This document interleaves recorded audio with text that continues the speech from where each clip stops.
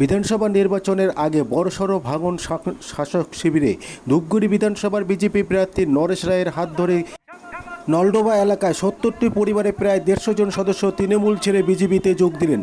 গত জলঢাকা এলাকায় নদীর বন্যায় সর্বস্ব হারানো এই পরিবারগুলি অভিযোগ, রাজ্য সরকারের ত্রাণ বিলি নিয়েও উন্নয়ন চরম স্বজন পোষণ করা হয়েছে। আপনারা দেখছেন নিউজ নদিয়া এক্সপ্রেস। চ্যানেলটিকে সাবস্ক্রাইব, লাইক, শেয়ার এবং ফেসবুক পেজটি ফলো করুন।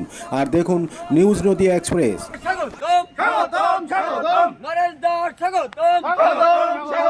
আসন্ন বিধানসভা নির্বাচনে নরেশ রায়কে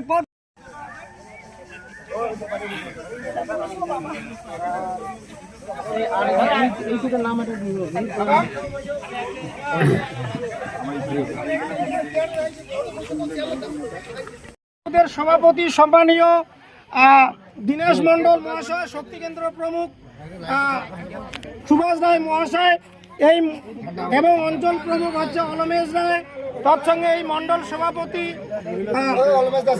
উল্লাস বসাক এবং সর্বোপরি আমাদের নয়নের মণি আমাদের বিধানসভার প্রার্থী সম্মানীয় নরেশ রায় মহাশয়, আপনাদের প্রত্যেক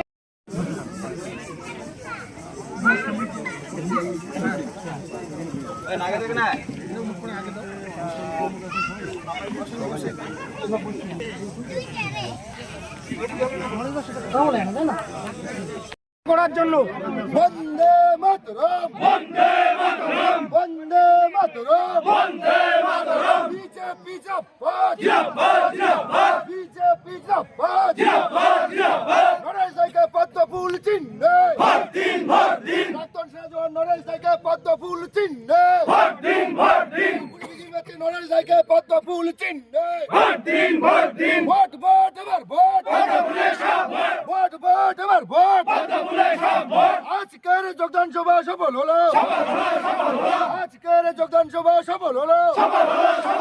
ভারত মাতা কে জয়, ভারত মাতা কে জয়, জয় জয় শ্রীরাম, জয় জয় শ্রীরাম, জয় জয় শ্রীরাম।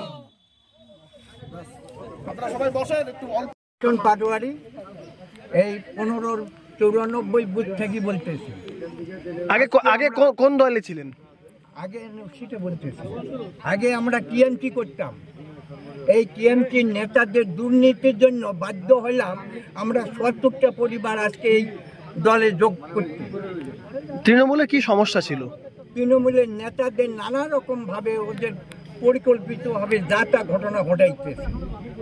আজকে আমাদের বগরি বাড়িতে বন্যা হইল, এই বন্যায় এখানে নেতারা যা আমাদের করছে এগুলো ভাষায় প্রকাশ করানো যায় না। আজও কিন্তু এই বগরি বাড়ির বাঁধের বাঁধ কিন্তু তৈরি হইতেছে না এই নেতাদের চক্রান্তে। কি মনে করছেন বিজেপিতে যোগদান করলে এই সমস্যা কি সলভ হবে? আমি আশা করি যে বিজেপিতে গেলে কিছু আমাদের সলভ হবে। এখানে প্রার্থী কি বললো? আপনাদের এখানে প্রচারে তো এসেছে, ঠিকই বলছে। কি প্রার্থী কি আশ্বাস দিল? প্রার্থী বললো যে হ্যাঁ, এই জনতা দল আমরা ক্ষমতায় আসতেছি, আসলে পরে সব সমস্যার সমাধান করা হবে। তৃণমূলের শাসনকালে কোনো সুযোগ সুবিধা পাননি? না, আমরা কিছু এই ৭০টা পরিবার কোনো কিছু সুযোগ সুবিধা পাই না। মানে লক্ষ্মী মনে করেন যে লক্ষ্মী ভান্ডারগুলা এগুলো তো কোনো ব্যাপার না। তাছাড়া আজকে এখানে বন্যা হওয়ার পরে এই যে ঘর ধরে না পায় নাই, এবং কি এই যে আজকে ক্ষতিপূরণের আমরা একটা আবেদন করছি সেগুলোও আমরা পাইলাম না। এই যে হাঁস মুরগি কারা পাইলো টাকা, কিন্তু অফিসে যা দেখা যায় টাকা নাই, সব উদাও হয়ে গেল। কারা করলো? এই নেতারা করলো। মানে বেছে বেছে কি তৃণমূলকেই সেই সুযোগ সুবিধা দিল? হ্যাঁ, তৃণমূলই শেষ করে দিল। তার জন্য আশা করি এই আমার 94 বুথের তৃণমূলে পায়ের তলের মাটি থাকবে না। কি মনে করছেন বিজেপির কি ফল হবে? হ্যাঁ, বিজেপির 100-100 ফল হবে। কি না আপনার? আমার নাম হলো বিদ্যুভূষণ পাটোয়ারি।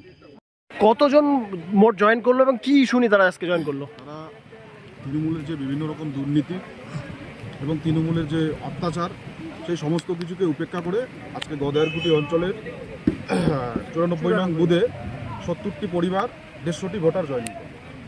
কি মনে করছেন কতটা শক্তিবৃদ্ধি হলো আপনাদের? 100% বরাবরই গদায়ারকুটি অঞ্চল তথা ধূপগুড়ি বিধানসভা ভারতীয় জনতা পার্টির শক্ত ঘাঁটি। আগামী দিনে আমরা পশ্চিমবঙ্গের বুকে ক্ষমতায় আসছি, এটা 100%। মানে এই যে সাধারণ মানুষ তাদের কি ক্ষোভ ছিল? তাদের বিভিন্ন রকম ক্ষোভ।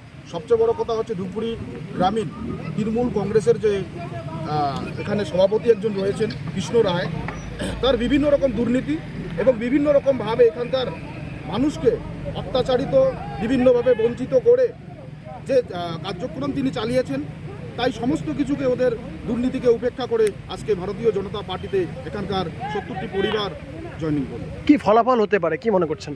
আগামী দিনে আপনারা দেখতে পারবেন ভারতীয় জনতা পার্টির ফলাফল অবশ্যই ভালো হবে, এটুকু আশা। আপনার নাম এবং পরিচয়? মানব রায়, ধূপগুড়ি পশ্চিম মণ্ডল সম্পাদক।